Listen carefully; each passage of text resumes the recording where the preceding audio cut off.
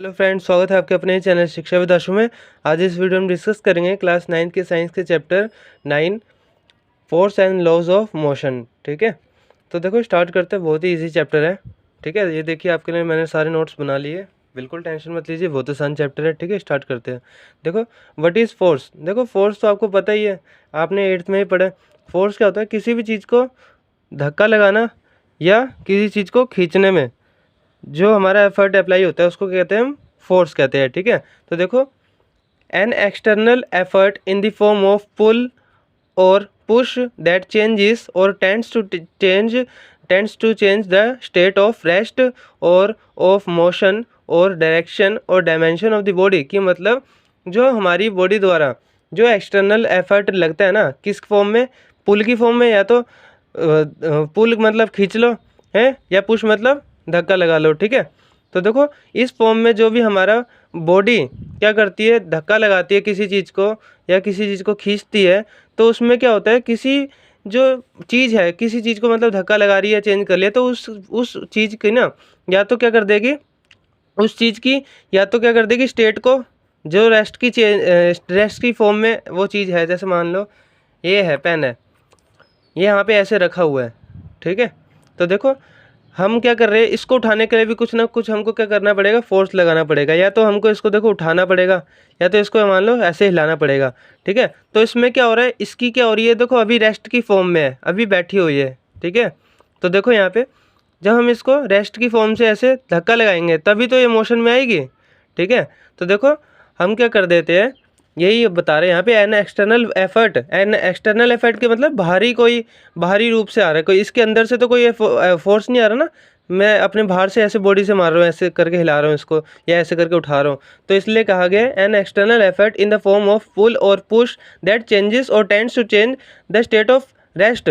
कि मतलब क्या कर देता है, या तो चेंज कर दे इसकी चेंज कर दे, इसकी क्या कर दे, स्टेट ऑफ रेस्ट को चेंज कर दे। कि मतलब ये जो रेस्ट की स्टेट में है उसको चेंज कर दे, ऐसे हिला दे, मोशन में चला गया। ठीक है, तो देखो या तो ये चेंज कर दे या तो चेंज करने की कोशिश करे। टेंड्स टू चेंज मतलब या तो पूरा चेंज कर दे या तो चेंज करने की कोशिश कर रहा है। ठीक है, तो देखो यहाँ पे और ऑफ मोशन और डायरेक्शन और डायमेंशन की मतलब क्या कर दे, और या तो क्या कर दे, डायरेक्शन चेंज कर दे उसकी, और क्या कर दे, डायरेक्शन चेंज कर देगा या तो, और क्या कर देगा, डायमेंशन भी चेंज कर देगा, और क्या कर देगा, रेस्ट की फॉर्म से उसको क्या कर देगा, मोशन में ला देगा। ठीक है, जैसे देखो रेस्ट की फॉर्म है ये, इससे इसमें क्या कर गया आगे, ये जैसे चल गई, ये आ गई मोशन में। ठीक है, मोशन में चेंज कर दिया।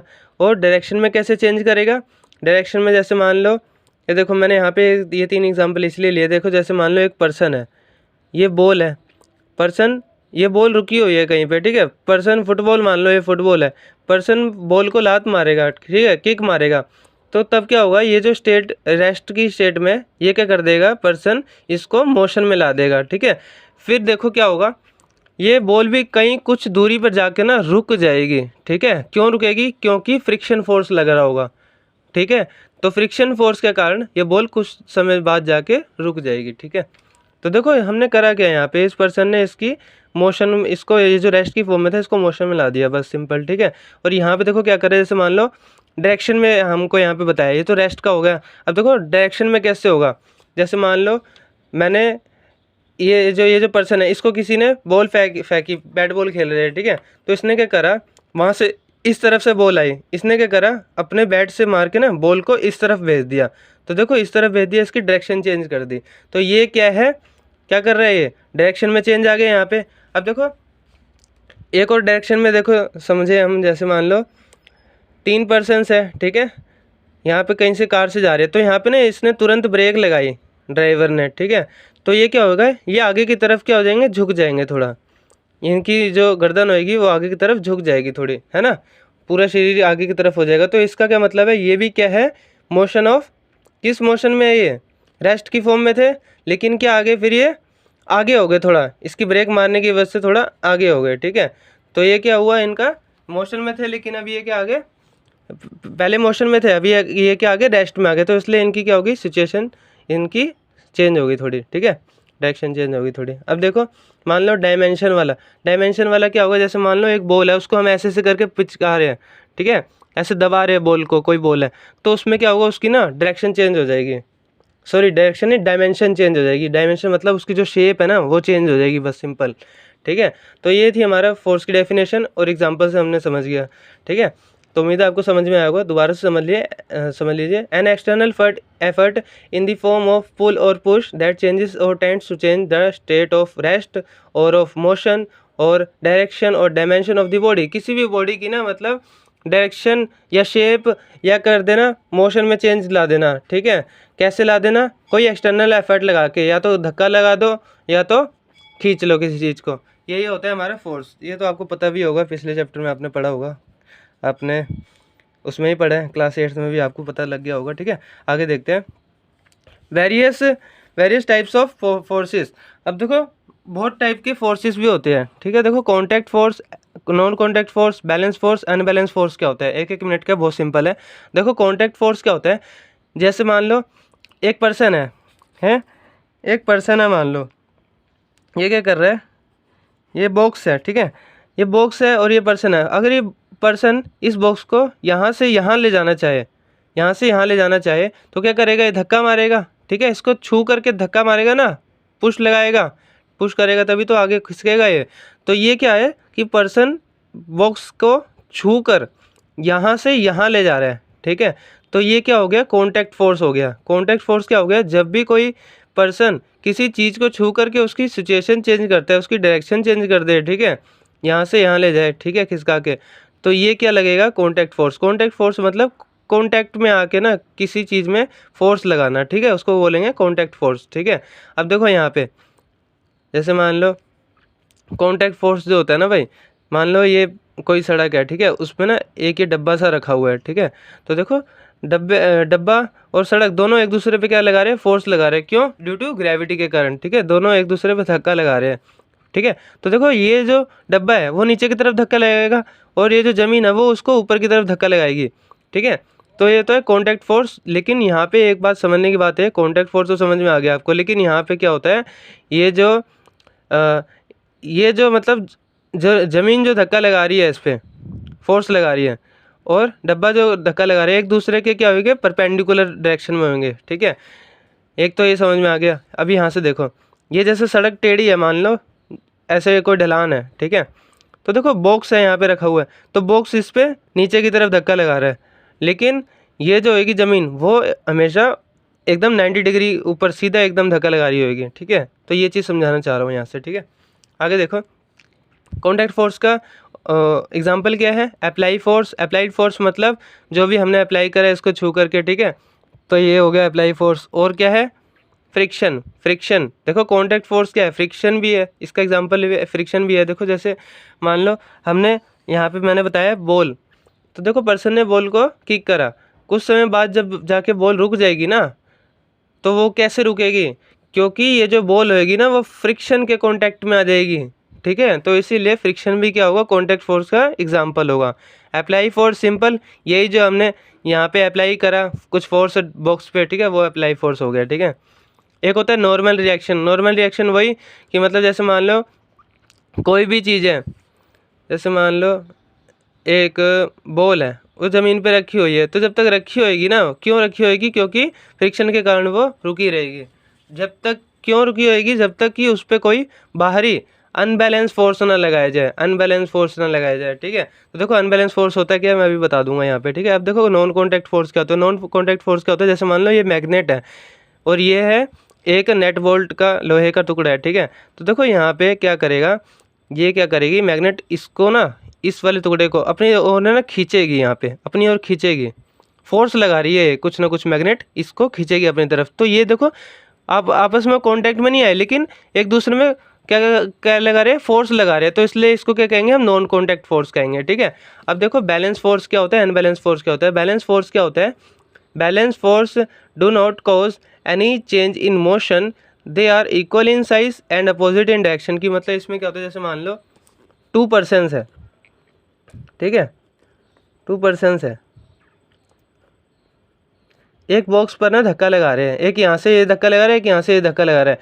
ये मान लो ये लगा रहा है 100 न्यूटन का फोर्स लगा रहा है, ठीक है, और ये क्या लगा रहा है, ये भी 100 न्यूटन का फोर्स लगा रहा है। तो देखो ये भी उतना ही धक्का लगा रहा है, फोर्स लगा रहा है इस पर, ये भी उतना ही फोर्स लगा रहा है, तो इसकी पोजीशन चेंज होएगी क्या बॉक्स की? नहीं होएगी, ठीक है। तो इसको क्या कहेंगे हम? बैलेंस फोर्स लगाएंगे, कहेंगे। देखो बैलेंस फोर्स यही हो गया कि मतलब जो भी फोर्स लग रहा है उसमें ना तो क्या हो रहा है, किसी डायरेक्शन में चेंज हो रहा है और ना तो किसी चीज़ के साइज़ में चेंज हो रहा है, ठीक है। बस इसी को कहेंगे बैलेंस फोर्स। बैलेंस फोर्स मतलब दोनों तरफ से इक्वल धक्का लगाया जा रहा है, उसको बोलेंगे बैलेंस फोर्स। अनबैलेंस फोर्स क्या हो जाएगा? इसी का अपोजिट, जैसे मान लो ये 100 न्यूटन का धक्का लगा रहा है और ये क्या लगा रहा है, 50 न्यूटन का धक्का लगा रहा है मान लो, ठीक है। तो देखो बॉक्स खिसकेगा किसकी तरफ? ये ज़्यादा लगा रहा है ना, तो बॉक्स इसकी तरफ, इस तरफ डायरेक्शन में खींच जाएगा, ठीक है, इधर खिसक जाएगा। तो इसको क्या बोलेंगे? अनबैलेंस फोर्स बोलेंगे, ठीक है। Unbalance force cause change in motion, motion में चेंज आ जाएगा इसकी, ये हिल जाएगा यहाँ से।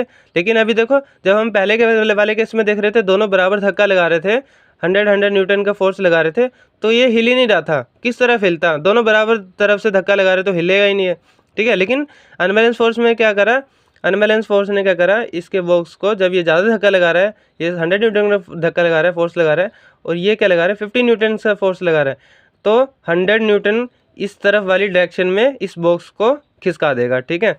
तो इससे में क्या हो गया, चेंज इन मोशन में आ गया, कि मतलब ये मोशन में नहीं था, मोशन में आ गया, ठीक है। और they are not equal in size, देखो कोई इक्वल इन साइज में नहीं होगा, कि मतलब इसका देखो फोर्स ज़्यादा लग रहा है, इसका कम लग रहा है, ठीक है। एंड अपोजिट इन डायरेक्शन, अब देखो अपोजिट इन डायरेक्शन इसकी डायरेक्शन चेंज कर देगा, ठीक है। इसी को क्या कहेंगे हम? अनबैलेंस फोर्स कहेंगे। तो देखिए फ्रेंड्स, मैंने आपको फोर्स की डेफिनेशन करा दी है अब तक यहाँ पे, ठीक है, एग्जाम्पल से भी समझा दिया है, ठीक है। और कॉन्टैक्ट फोर्स क्या होता है, नॉन कॉन्टैक्ट फोर्स क्या होता है, बैलेंस फोर्स क्या होता है, अनबैलेंस फोर्स क्या होता है, ठीक है। ये समझ में आ गया होगा अब तक आपको, ठीक है। तो देखो अभी यहाँ पे अब हम करते हैं यहाँ पे फॉर्मूला क्या होता है फोर्स का। फोर्स का फॉर्मूला क्या होता है भाई? Force is equal to mass into acceleration. देखो एक्सेलरेशन समझाने के लिए ना यहाँ पे देखो, मास तो आपको पता ही है, किसी बॉडी का मास जो होता है, ठीक है। और एक्सेलरेशन क्या होता है? देखो एक्सेलरेशन क्या होता है, एक्सेलरेशन क्या होता है? Acceleration is a vector representing how fast and in what direction an object velocity is changing. की मतलब देखो कोई भी जो ऑब्जेक्ट है वो किस रफ्तार से ना क्या हो रहा है, चेंज कर रहा है किसी ऑब्जेक्ट की वेलोसिटी को। देखो acceleration is a vector, vector का मतलब क्या है भाई? जो ना डायरेक्शन के साथ में स्पीड पता लग रही है हमको। जैसे मान लो ये एक गेट है, कोई मान लो ये गेट है, ठीक है, एक पर्सन है, ये इस गेट को ना हिलाएगा, तो कैसे हिलाएगा? ये क्या करेगा, फोर्स तो लगाएगा साथ में, लेकिन क्या करेगा, डायरेक्शन भी पता होनी चाहिए कि इसको इधर खिसकाना है। मान लो गेट बाहर की तरफ खुलता है या अंदर की तरफ धक्का लगाया जा रहा है तो खुल जाएगा क्या गेट? नहीं ना। तो देखो पर्सन को पता होना चाहिए कि देखो फोर्स कितना लगाना है उसको हिलाने के लिए। मान लो कम एनर्जी चाहिए और ये दबा के लगा दे धक्का, तो बाहर जाके गिरेगा ना। तो देखो पर्सन को पता होना चाहिए किस डायरेक्शन में धक्का लगाना और कितना फोर्स लगाना है। तो देखो एक्सेलरेशन क्या बताता है हमको? Acceleration is a vector representing how fast and in what direction, कि मतलब कितना तेज़ी से धक्का लगाना है, एंड इन व्हाट डायरेक्शन, किस डायरेक्शन में धक्का लगाना है, ताकि an object's velocity is changing, कि मतलब किसी चीज़ की जो वेलोसिटी है, स्पीड क्या है, चेंज हो जाए, ठीक है। तो उसी को कहेंगे हम एक्सेलरेशन कहेंगे। सिंपल है, स्पीड विद डायरेक्शन, की मतलब एक्सेलरेशन सिंपल है, स्पीड विद डायरेक्शन, कि मतलब कोई भी स्पीड जो चेंज हो रही है ना वो किस डायरेक्शन में चेंज हो रही है, बस वही क्या होता है, हमारा एक्सेलरेशन होता है वो, ठीक है। देखो फोर्स का फॉर्मूला क्या होता है? Mass into acceleration. तो देखो इसकी यूनिट क्या होती है फोर्स की? दो यूनिट होती है, ऐसा यूनिट और सेंटीमीटर ग्राम सेकेंड यूनिट, ठीक है। तो देखो ऐसा यूनिट क्या होती है इसकी? न्यूटन। और सीजीएस यूनिट क्या होती है इसकी? डाइन होती है। और इन दोनों में रिलेशन क्या होता है? 1 न्यूटन जो होता है 10⁵ डाइन के बराबर होता है। बस इतना ध्यान रख लेना, ठीक है। आगे देखो टाइप ऑफ क्वांटिटी, ये जो फोर्स है ना वो किस टाइप का क्वांटिटी है? देखो वेक्टर क्वांटिटी है ये। क्यों वेक्टर क्वांटिटी क्या होता है? क्योंकि देखो ध्यान रखना है कि एक आता है हमारा स्केलर क्वांटिटी, इसको स्केलर क्वांटिटी भी आता है। स्केलर क्वांटिटी क्या होता है? जिसको हम है ना बस जिसमें हमको स्पीड के बारे में बताया गया, लेकिन यहाँ पे क्या होता है, स्पीड विद डायरेक्शन है, डायरेक्शन के बारे में बता रखा है, इसलिए इसको क्या कहेंगे हम? वेक्टर क्वांटिटी बताएंगे, ठीक है। तो देखो फोर्स क्या है, कैसा है ये? वेक्टर। ये जो सिंबल है ना ऐसे एरो डाल दिया फोर्स के ऊपर, तो ये वेक्टर का साइन है ये वाला, ठीक है। तो फोर्स क्या है? वेक्टर क्वांटिटी है एक, ठीक है। तो देखो आगे देखते हैं, यहाँ पे मैंने ये बता दिया आपको, ठीक है। तो इसका एक ध्यान भी रख लेना फॉर्मूला अगर आपसे हो सके तो। एक्सेलरेशन भी क्या है, वेक्टर है। क्यों? क्योंकि यहाँ पे क्या होता है, हमको स्पीड भी डायरेक्शन दे रखा होता है, ठीक है। आगे देखो, तो इसमें क्या बता रहा होता है कि कितनी वेलोसिटी चेंज हुई है कितने टाइम में, ठीक है। कितने किसी चीज़ की स्पीड में डिफरेंस आया है, कितने टाइम में डिफरेंस आया है, तो यही क्या होता है, हमारा एक्सेलरेशन होता है, ठीक है। आगे देखते हैं हम। हाँ, इससे पहले ना मैं आपको एक चीज़ और बताना चाहूँगा कि देखो, आपने 8th क्लास में और इसके 8 चैप्टर में, क्लास 9 के 8 चैप्टर में भी ये 3 फॉर्मूले हमारे पास एक्सेलरेशन के। कौन से 3 फॉर्मूले हैं? पहला ए का फॉर्मूला होता है final velocity minus initial velocity upon time. क्या होता है? एक ये वाला फॉर्मूला होता है, ठीक है। और दूसरा क्या होता है, एक तो देखो ये वाला फॉर्मूला होता है, और दूसरा क्या होता है, देखो v square minus u square final velocity minus initial velocity का square is equal to 2as, ठीक है। तो देखो ये फॉर्मूला पढ़ा था, इससे हम क्या निकाल सकते हैं, ए की वैल्यू निकाल सकते हैं। क्या हो जाएगी ए की वैल्यू? ये दोनों तो ऐसे के ऐसे रहेंगे, v square minus u square upon में ये जो ये है यहाँ पे क्या है 2 और s, ये इधर आ जाएंगे 2s, ठीक है। इन दोनों को उधर भेज दिया, तो देखो यहाँ पे भी भेज देते तो यही होता, लेकिन मैंने इसको ऐसे लिख दिया, ठीक है। तो देखो ये दो फॉर्मूले निकल के आए, तो ये दोनों क्या है, फॉर्मूले एक्सेलरेशन के, ये आपने पढ़े होंगे, ठीक है। तो देखो ये जो हमारा फोर्स है वो किसके बराबर होता है, मास इनटू इन दोनों को किसी के बराबर, या तो ये जो मास इनटू एक्सेलरेशन के बराबर होता है, लेकिन ए की वैल्यू चाहे आप ये डाल दो या ये डाल दो, ठीक है। Mass into v minus u upon t, या तो ये डाल दो यहाँ पे, ठीक है, या तो क्या डाल दो mass into v square minus u square upon 2s, ठीक है। इसके बराबर होता है फोर्स हमारा, ठीक है। तो देखो न्यूमेरिकली जब हम रिप्रेजेंट करते हैं तो इसके बराबर होता है। तो हम देखो इसको कैसे लिख सकते हैं, फोर्स किसके बराबर होगा, मास का तो एम तो सेम रहेगा यहाँ पे, इनटू इन दोनों की जगह हम क्या लिख सकते हैं, ए लिख सकते हैं ना। तो देखो यही क्या है हमारा, क्या है हमारा फर्स्ट लॉ ऑफ मोशन में हम पढ़ेंगे, क्या पढ़ेंगे, फर्स्ट लॉ ऑफ मोशन, यही है हमारा फर्स्ट लॉ ऑफ मोशन, ठीक है। कि मतलब जो फोर्स होता है हमारा, सॉरी ये सेकंड लॉ ऑफ मोशन है, ठीक है। कि मतलब जो फोर्स होता है वो मास इंटू एक्सेलरेशन के बराबर होता है, ठीक है। तो देखो आगे स्टार्ट करते हैं।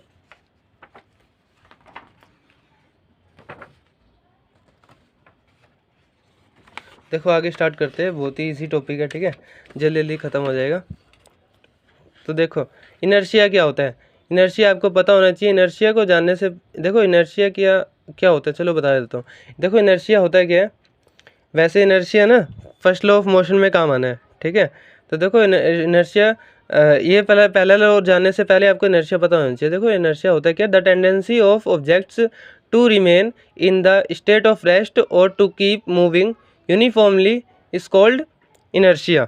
कि मतलब है ना, क्या होता है इनर्शिया, किसी भी चीज़, कोई भी चीज़ है जैसे वो अगर रेस्ट में है ना, देखो एक कोई भी चीज़ है, जैसे मान लो बुक है, पेन है, जो भी है, उसको ना एक वरदान मिला हुआ है कि देखो अगर ये रेस्ट में है ना तो रेस्ट में रहेगी, और अगर वे मोशन में है तो मोशन में रहना ही पसंद करेगी, ठीक है। तो देखो अगर हम इसकी वो करना चाहते हैं, इसकी या तो स्पीड चेंज करना चाहते हैं, डायरेक्शन चेंज करना चाहते हैं, इसकी डायमेंशन चेंज करना चाहते हैं, या इसको रेस्ट से मोशन में लाना चाहते हैं, तो इसके लिए क्या करना पड़ेगा हमको, क्या क्या करना पड़ेगा, कोई अनबैलेंस फोर्स लाना पड़ेगा, ठीक है। अनबैलेंस फोर्स लाना पड़ेगा, तभी इसकी मोशन या डायरेक्शन हम चेंज कर सकते हैं, ठीक है।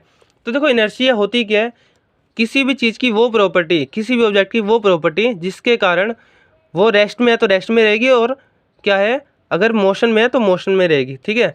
तो वही प्रॉपर्टी क्या होती है, उसकी इनर्शिया होती है। सिंपल, दोबारा से समझ लो, किसी भी ऑब्जेक्ट की वो प्रॉपर्टी, वो विशेषता जो उसको रेस्ट में तो रेस्ट में रखेगी और मोशन में तो मोशन में रखेगी। अब देखो 3 टाइप के होते हैं इनर्शिया, इनसे और जल्दी समझ आ जाएगा आपको। देखो inertia of rest, inertia of motion, inertia of direction. तो देखो अगर मान लो कोई चीज़ रेस्ट में, जैसे मान लो बुक है, हमने 2 पेड़ों से ना एक जाली जो होती है ना, जाली उससे लगाया, ठीक है। अब हमने ना कोई भारी सा ना पत्थर घेरा ऊपर से, मान लो पत्थर घेरा नीचे, इस पर बहुत बड़ा सा भारी सा पत्थर गिरा, तो देखो ये जो जाली होगी ना तुरंत नीचे, ये पत्थर है ना तुरंत जाली को नीचे लेके चल जाएगा, लेकिन ये जो बुक होगी ना कुछ समय के लिए ऊपर ही रहेगी, 1-2 सेकंड के लिए, फिर नीचे नीचे जाएगी ये, ठीक है। तो देखो इससे हमको क्या पता लगेगा, ये जो बुक है ना ये रेस्ट में ही रहना पसंद कर रही है कुछ समय तक, ठीक है, जब तक कि इस पर कोई अनबैलेंस फोर्स नहीं लगाया। जब हमने अनबैलेंस फोर्स लगाया कि मतलब पत्थर ने इस पर अनबैलेंस फोर्स लगाया, तब जाके ये कुछ समय बाद नीचे आएगी। क्लियर है? तो ये क्या हो गया, इनर्शिया ऑफ रेस्ट। आगे देखो inertia of motion. Inertia of motion भी बहुत आसान है। जैसे मान लो गाड़ी आ गई, गाड़ी है, कोई ड्राइवर चला रहा है, अचानक से ब्रेक लगा ली भाई, ठीक है, डिस्क ब्रेक लगा ली भाई, ठीक है ना। तो देखो मान लो कोई बच्चा आ रहा था, इसने अचानक से ब्रेक लगा ली, तो ये क्या होगा, ये आगे की तरफ थोड़ा झुक जाएगा पर्सन, तो ये क्या है, इनर्शिया ऑफ मोशन। क्लियर है? आगे देखो इनर्शिया ऑफ डायरेक्शन क्या होता है। जैसे मान लो टेढ़ा मेढ़ा रोड आ गया भाई, जैसे मान लो हमने ना जब हम मान लो ड्राइवर ने ना, हम ना जैसे मान लो हम उसमें है, बस में है, ठीक है, तो ड्राइवर ने ना भाई लेफ़्ट टर्न मारा, ठीक है, मान लो लेफ़्ट टर्न मारा, ठीक है, तो हम क्या होंगे, राइट की तरफ झुक जाएंगे।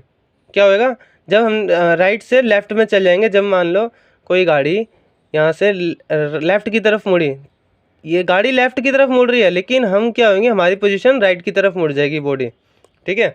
और अगर मान लो राइट की तरफ कट लिया ड्राइवर ने, तो हम क्या हो जाएंगे, लेफ़्ट की तरफ झुक जाएंगे, ठीक है।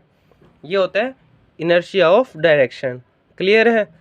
इनर्शिया वही है भाई, किसी भी चीज़ की वो प्रॉपर्टी जो कि उसको रेस्ट में बनाए रखती है, या तो मोशन में है तो मोशन में रहना पसंद करती है, वो चीज़ की प्रॉपर्टी है, ठीक है। आगे देखते हैं, यहाँ पे स्क्रीनशॉट ले लीजिएगा, डेफिनेशन मैंने एकदम करेक्ट लिखी हुई है, ठीक है, आपके लिए नोट्स बनाए हैं, ठीक है। आगे देख लीजिए, Newton's first law of motion. अब देखो Newton's first law of motion, यही है हमारा Newton's first law of motion, जो कि मैंने अभी आपको ये बताया है यहाँ पे, ठीक है। तो देखो अब आपको जल्दी समझ में आ जाएगा। An object remains in state of rest और of uniform motion in a straight line unless and until an external unbalance force is apply on it. कि मतलब जैसे मान लो कोई चीज़ रेस्ट में है तो रेस्ट में ही रहना पसंद करेगी, ठीक है, जब तक कि हम उस पर कोई अनबैलेंस फोर्स ना लगाए, तब तक उसकी ना तो डायरेक्शन चेंज हो सकती है, ना तो वो रेस्ट से मोशन में आ सकती है, ना तो क्या होगा, उसकी डायमेंशन चेंज हो सकती है, ठीक है। यही हमारा क्या है, Newton's first law of motion. इसको लॉ ऑफ इनर्शिया के नाम से भी जाना जाता है, क्योंकि फर्स्ट लॉ ऑफ मोशन में न्यूटन ने यही बताया था इनर्शिया के बारे में। इनर्शिया क्या होता है, किसी चीज़ की वह प्रॉपर्टी जो कि उसको मोशन में है तो मोशन में रहना पसंद रखेगी, और रेस्ट में है तो रेस्ट में रखेगी, ठीक है, तो वो प्रॉपर्टी है उसकी विशेषता, ठीक है। तो देखो मोमेंटम क्या होता है। देखो सेकंड लॉ ऑफ मोशन जानने के लिए हमको मोमेंटम का पता होना चाहिए। मोमेंटम क्या होता है, देखो भाई मोमेंटम क्या होता है, the momentum is the measure of a moving objects that is the product of its mass and velocity. की मतलब देखो मोमेंटम होता है क्या है ना, मोमेंटम को किससे रिप्रेजेंट करते हैं भाई, पी से रिप्रेजेंट करते हैं, उसके ऊपर वेक्टर भी होता है। कि मतलब ये क्या होती है, वेक्टर क्वांटिटी होती है। क्या है, देखो the momentum is a major of a moving object. कि मतलब जैसे मान लो आपने एक चीज़ देखी होगी जो इस शेप में होती है, जैसे मान लो यहाँ धागे से लटके होते हैं और यहाँ गोले गोले से होते हैं। ये मान लो ये हिलता जा रहा है, ये हिलता जा रहा है, ये यहाँ से घूम के दोबारा आया, तो ये क्या करेगा, ये तीनों नहीं हिलेंगे, ये इस वाले लास्ट को ना, ये चीज़ जब ऐसे घूम कर वापस आएगा तो ये वाली चीज़ को ना दोबारा हिला देगा, ठीक है। ये बस ये देखो, ये यहाँ से घूम कर आएगा, इन दोनों पे कोई इफेक्ट नहीं होगा, ये वाला जो होगा ना ये हिल जाएगा। तो ये क्या, इससे क्या पता लग रहा है हमको मोमेंटम में, कि मतलब देखो किसी चीज़ के मास और वेलोसिटी में क्या डिफरेंस आ रहा है वो बताएगा। देखो the momentum is the measure of a moving object. कि मतलब जो मूविंग ऑब्जेक्ट होते हैं ना, हिलते रहते हैं, उसमें क्या देखा जाता है, मोमेंटम देखा जाता है। That is the product of its mass and velocity. कि मतलब पी से रिप्रेजेंट करा जाता है मोमेंटम को, और इसका फॉर्मूला क्या होता है, मास इंटू वेलोसिटी। की मतलब देखो यहाँ से इसने धक्का लगाया तो इसकी बॉडी में क्या अंतर आया, मास में तो अंतर आया है ना, इसने इस पर फोर्स लगाया तो इसके मास में और क्या होगा, स्पीड में चेंज आ जाएगा। कि मतलब देखो यहाँ पे इसने इसको धक्का लगाया, ठीक है, इसने कुछ ना कुछ इसके मास पर धक्का लगाया ना, फिर उसमें क्या आया, इस ऑब्जेक्ट की डायरेक्शन में चेंज आ गया, स्पीड में चेंज आ गया, ठीक है। तो इसको क्या कहेंगे हम, P equal to m into v, ये क्या होता है हमारा मोमेंटम होता है। ठीक है, समझ आ गया। दोबारा से समझ लो, the momentum is the measure of a moving object that is the product of its mass and velocity की मतलब देखो जो हिल रही होती है ना चीज़ें, सिंपल चीज़ है, जो हिल रही होती है चीज़ें उसमें देखा जाता है मोमेंटम। वो क्या करता है, इसमें रिलेशन क्या होता है, मास इंटू वेलोसिटी के बराबर होता है कि मतलब किसी ऑब्जेक्ट के मास और वेलोसिटी में स्पीड में चेंज ला देगा, वो क्या होता है मोमेंटम होता है। ठीक है, तो देखो इसकी एसआई यूनिट क्या होती है मोमेंटम की, क्या होती है केजी मीटर पर सेकंड। ठीक है, क्योंकि मास की जो यूनिट होती है एसआई यूनिट क्या होती है केजी, और वेलोसिटी की क्या होती है मीटर पर सेकंड। ठीक है, तो देखो यहाँ पे इसकी क्या हो जाएगी मोमेंटम की SI unit KG into mass minute पर सेकंड। ठीक है, तो देखो आगे देखते हैं, अब आपको ये समझ आ जाएगा Newton's second law of motion. तो देखो यहाँ पे Newton's second law of motion क्या है, बहुत आसान है Newton second law of motion. तो देखो यहाँ पे ध्यान से, Newton second law of motion क्या है, जो मैंने अभी आपको कुछ समय पहले बताया था। अभी यहाँ पे देखो ये एक्सेलरेशन में जो मैंने आपको बताया था कि फोर्स क्या होता है हमारा मास इंटू एक्सेलरेशन के बारे में होता है, बराबर होता है। ठीक है, तो देखो यहाँ पे इसी में हमने ये पढ़ना है, सेकंड लॉ ऑफ मोशन में यही पढ़ना है। तो देखो the rate of change of momentum of a body is directly proportional to the apply unbalance force in the direction of force की मतलब जैसे मान लो देखो चेंज ऑफ मोमेंटम क्या होता है, momentum of final velocity minus momentum of initial velocity. ठीक है, तो देखो जब अच्छे से हमने रेट निकालना है, रेट क्या, अब देखो rate of change of momentum है ये निकालना है, तो कैसे होगा, ये जो जितना चेंज आ रहा है मोमेंटम में उसको टाइम के रिस्पेक्ट में क्या करेंगे डिवाइड करेंगे टाइम से। ठीक है, कि कितना समय लग रहा है किसी चीज़ के मोमेंटम में चेंज होने में, टाइम कितना लग रहा है, वो किसके प्रोपोर्शनल होगा, अनबैलेंस फोर्स के डायरेक्टली प्रोपोर्शनल होगा। कि मतलब जैसे मान लो फोर्स बढ़ रहा है तो मोमेंटम भी बढ़ेगा, फोर्स घट रहा है तो मोमेंटम भी कम होगा। क्लियर है, बस यही क्या है हमारा rate of change of momentum. देखो यहाँ पे the rate of change of momentum की मतलब the rate of change of momentum of a body, किसी चीज़ का rate of change of momentum, यही जो चीज़ है वो किसके रिस्पेक्ट में, टाइम के रिस्पेक्ट में किसके डायरेक्टली प्रोपोर्शनल होगा, अनबैलेंस फोर्स के। ठीक है, इन द डायरेक्शन ऑफ फोर्स की मतलब फोर्स भी और मोमेंटम भी एक ही डायरेक्शन में चेंज हो रहे हैं। ठीक है, तो देखो यहाँ पे अब देखो ये F को मैंने यहाँ लिखा।